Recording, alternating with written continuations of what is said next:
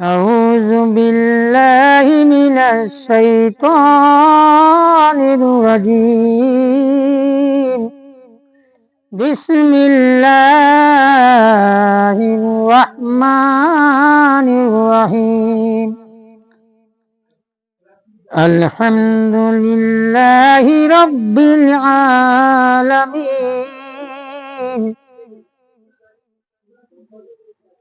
সমস্ত প্রশংসা, সমস্ত তারিফ, সমস্ত গুণগান বিশ্বের একমাত্র প্রভু, একমাত্র রব, প্রতিপালক, স্রষ্টা মহান আল্লাহ সুবহানাহু ওয়া তাআলার জন্য সমস্ত প্রশংসা, যাবতীয় প্রশংসা একমাত্র তার জন্য। প্রশংসার যোগ্য আর কেউ নেই, কুল মাখলুকাতের মধ্যে কেউ নেই, আসমান জমিনে কেউ নেই। লাইসা কামিসলি শাইউন, তার অনুরূপ, তার মতো আসমানে কেউ নেই, দুনিয়াতে কেউ নেই। সেই হলো আমাদের আল্লাহ, আমাদের রব, আমাদের প্রতিপালক, আমাদের খালিক, আমাদের সৃষ্টিকর্তা আল্লাহ সুবহানাল্লাহ।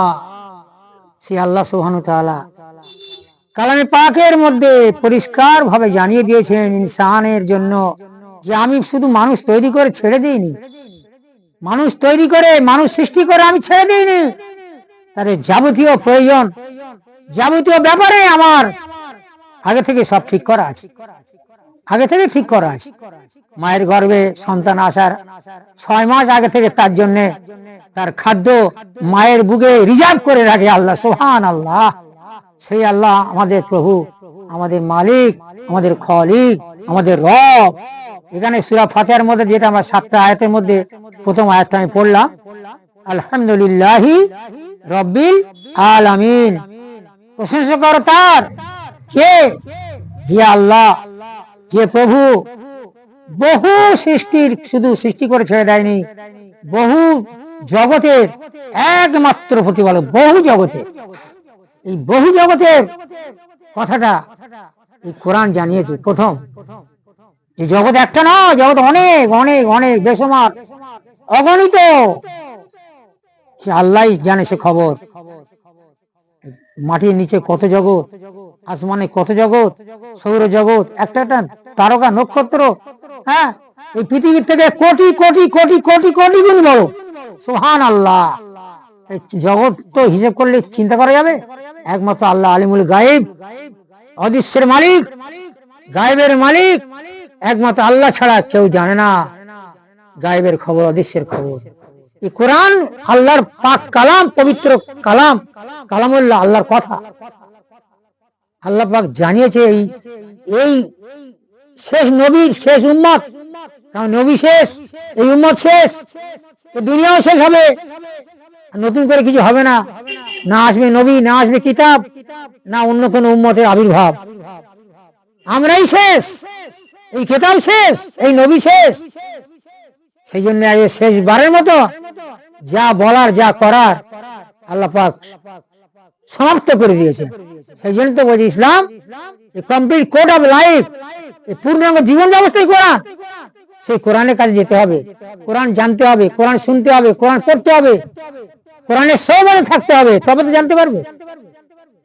আল্লাহ সুবহানাহু ওয়া তাআলা এই কোরআনের 6666টা আয়াত বা বাক্য বা সেন্টেন্স, ইংলিশে বলে সেন্টেন্স, বাংলায় বাক্য, আরবিতে আয়াত, এই তো কথা। যেমন মা, মাদার, আম্মা, জল, পানি, ওয়াটার, সব তো একই জিনিস, ভাষা আলাদা। তো এই কালামের পাকের মধ্যে আল্লাহ পাক এক জায়গায় বলেছে, ইয়া আইয়ুহাল্লাযীনা আমানু কু আনফুসাকুম ওয়া আহলিকুম নারা। হে আমার ঈমানদারেরা, তোমরা জাহান্নামের আগুন থেকে বাঁচাও, বাঁচো, তোমরা জাহান্নামের আগুন থেকে বাঁচো এবং তোমার আহলিয়া বর্গকে বাঁচাও। তোমার বিবি বাচ্চা, পরিবার পরিজন, সন্তান সন্ততি, প্রতিবেশী, তোমার আন্ডারে যারা আছে, বিশেষ করে তোমার আহলিয়া, তাদেরকে জাহান্নামের আগুন থেকে বাঁচাও। আসমানি পাথর আর মানুষ, জাহান্নামের আগুনের ইন্ধন যোগাবে আসমানের পাথর।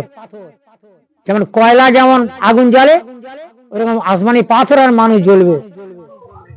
আল্লাহ সুবহানাহু ওয়া তাআলা আমাদেরকে জানিয়ে দিয়েছেন যে তুমি বাঁচো, শুধু তুমি বাঁচলে হবে না, তুমি একা বাঁচবে জাহান্নাম থেকে, আর তোমার বিবি বাচ্চা পরিবার কে বাঁচাবে? তাই প্রত্যেকে বাঁচার জন্য প্রত্যেকের তোমার মেহনত দরকার। আর তুমি একা বাঁচবে না, বাঁচাতে হবে, এটাই হলো মেহনত, এটাই দরকার। নবী তো মক্কায় বসে দোয়া করে দিল তো হয়ে যেত। আল্লাহর নবীর দোয়া তো সবসময় কবুল। এত জেহাদ, এত খন্দক, এত বদর, এত ওহদ হলো কেন? দাঁত ভাঙলো কেন? মাথায় কোড়া মারলো কেন? এত যুদ্ধ, এত কিছু হলো কেন? এত রক্তাক্ত কেন হলো? হাজার হাজার সাহাবী বিবিকে বিয়ে করে বাচ্চা দিয়ে এতিম করেছে। দুনিয়ার জিন্দগিতে কত কত কত ঘটনা ঘটে গেছে দুনিয়ায়। শুধু আমি বাঁচবো এই জন্য নয়, আমি খাবো নয়। হাদিসের মধ্যে পরিষ্কার ভাবে তো রয়েছে যে তুমি যদি পেট ভরে খাও আর তোমার প্রতিবেশী যদি অনাহারে থাকে, তুমি সত্যিকারের মুসলমান, মোমেন নও। হাদিস ছেলে খেলা কথা নাকি? আজ আমরা কোথায় আছি, কোথায় ঘুরছি আর কি করছি? দুনিয়া আমাদের কাছে মনে করা চিরদিন থাকবে। হ্যাঁ, এই মুহূর্তে আমাদের চিরকাল, আমরা চিরকাল এই দুনিয়াতে, এই এক মুহূর্তের মধ্যে কোথায় কি হয়ে যাবে আমাদের কোনো ঠিক ঠিকানা আছে? এই কবির ভাষা কবি কি বলছে? যখন তুমি এসেছিলে ভবে, তোমার বিনায় আর হেসেছিল সবে। যখন তুমি এসেছিলে ভবে, তোমার বিনায় আর হেসেছিল সবে। এমন তো জীবন করো হে গঠন, মরণে হাসিবে তুমি, কাঁদিবে ভুবন। দিনের মেহনত করতে হবে, মানুষকে দাওয়াত দিতে হবে, ইসলামের কথা, ইমানের কথা, ইলমের কথা, আল্লাহর আযাবের ভয়, পরকালের জীবনের কথা মানুষকে বলতে হবে। যত বলবে তোমার মধ্যে তত ইলম, তত ইয়াকিন, তত ঈমান তোমার মধ্যে পয়দা হবে। আর তাহলে এই মেহনতের দ্বারায়, এই মেহনতের ওসিলায় তোমার বিবি বাচ্চা, তোমার ঘর, তোমার আশেপাশে তোমার প্রতিবেশী পাড়া বাঁচবে, সবাই জাহান্নাম থেকে বেঁচে যাবে।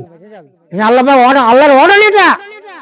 আল্লাহর অর্ডার আমি অমান্য করবো কি করে? আমি মুসলমান মুমিন হয়ে, যে আল্লাহর হুকুম এটা, বিশ্বাসী কোনদিন আল্লাহর হুকুমের খেলাফ করতে পারে? পারে না।